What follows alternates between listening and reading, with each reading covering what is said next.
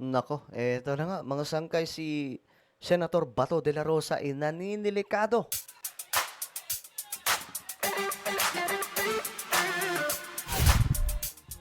So, magandang oras po sa lahat ng mga nanonood ngayon, mga kababayan po natin, mga solid sangkay.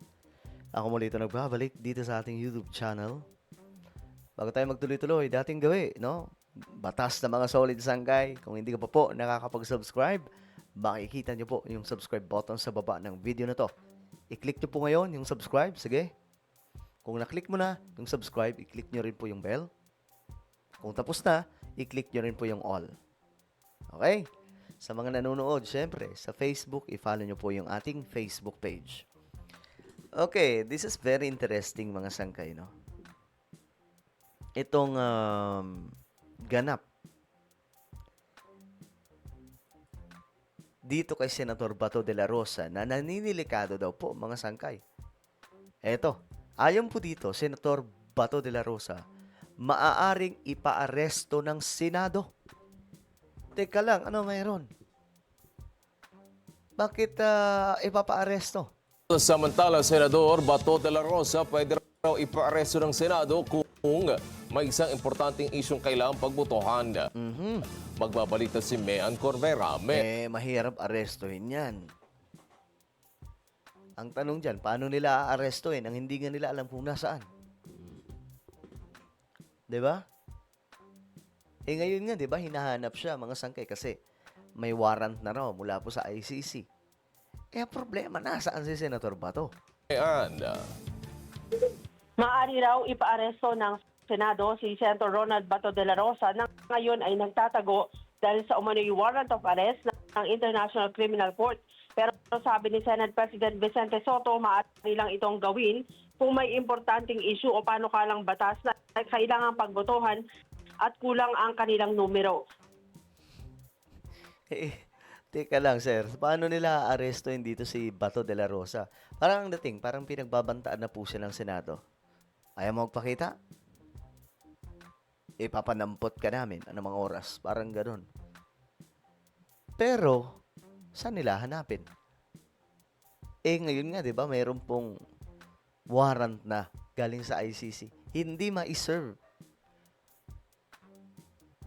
Kasi nga wala pa sa timing. Hindi pa po nila alam kung nasaan si Bato de la Rosa eh. Inihalimbawa ni Soto ang nangyari noon kay dating Senator Ramon Bongrevilla Jr.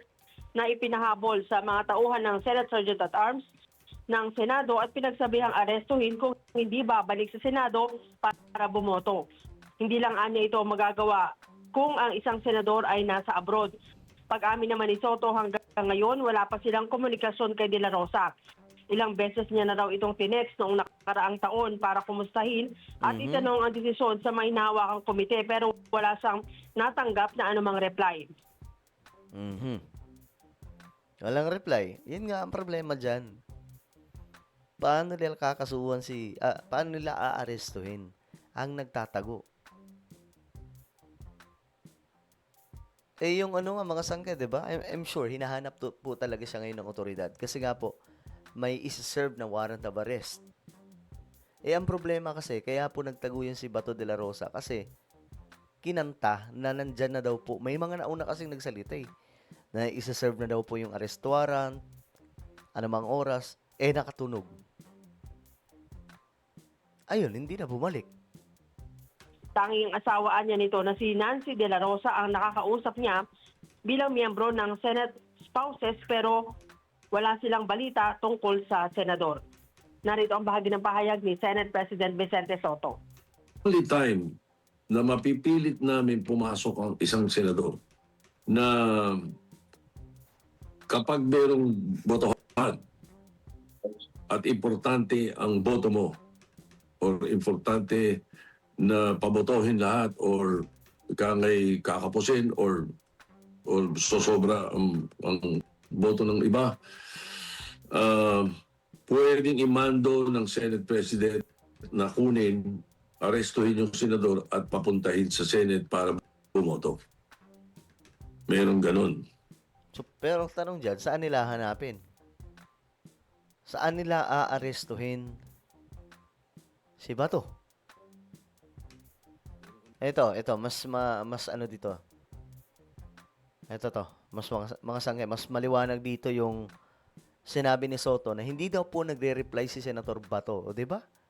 Saan nila hanapin si Senator Bato kung Nung una, tinatanong ko yung yung chairmanship, vice chairmanship niya sa budget. Mhm. Gusto kong tanungin.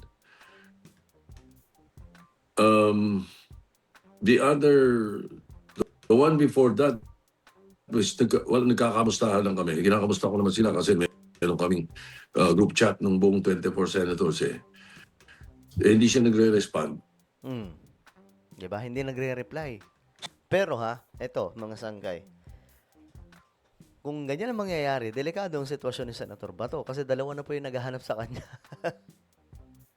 Hinahanap siya ng mga kapulisan dahil po sa arrest warrant mula po sa ICI.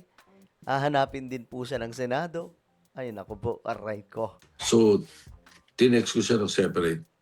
Nangangamusta lang ako kasi nung isang araw, hindi naman isang araw, mga 2 months ago, si Shara was with Nancy De La Rosa at nasa